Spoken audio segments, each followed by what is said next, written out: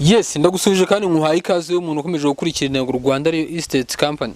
Igisubizo kuri we muntu wifuza gutunga icyo bita UPI hano mu karere ka Bugesera, ndetse gutunga icyo bita ikibanza, gutunga inzu hano mu karere ka Bugesera. Igisubizo kuri wowe gana Intego Rwanda Real Estate Company ibashe kugufasha kuba watunga UPI cyangwa kuba wagira inzu yawe hano mu karere ka Bugesera. Ku muntu wifuza gutunga ubutaka bwo guhinga, ubutaka bwo kubaka, inzu zo kuvugurura ndetse n'inzu zikoze neza finissage byose, igisubizo Intego Rwanda Real Estate yabikemuye. Ubu Intego Rwanda Real Estate Company guhera kuri miliyoni yawe imwe y'amanyarwanda ushobora kuba watunga icyo bita UPI, ikibanza cyawe bwite.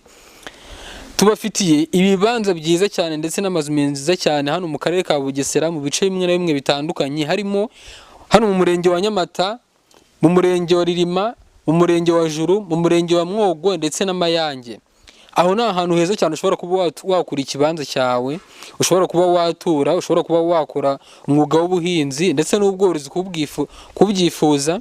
Intego Rwanda Real Estate Company yaje nk'igisubizo. Baza ngo bikora bite, turaca mu zihe nzira?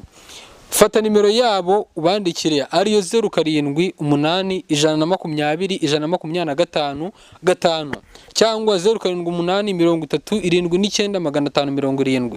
Wana masuro ku rubuga rwabo rwa YouTube ariyo Intego Rwanda Real Estate Company. Buri cyumweru hacaho imari ebyiri zitandukanye, ntucikwe. Yari Inzozi Patrick, umwami mu murwa, intare mu ishyamba, inzozi ngari cyane. Ciao ciao, naho ubutaha.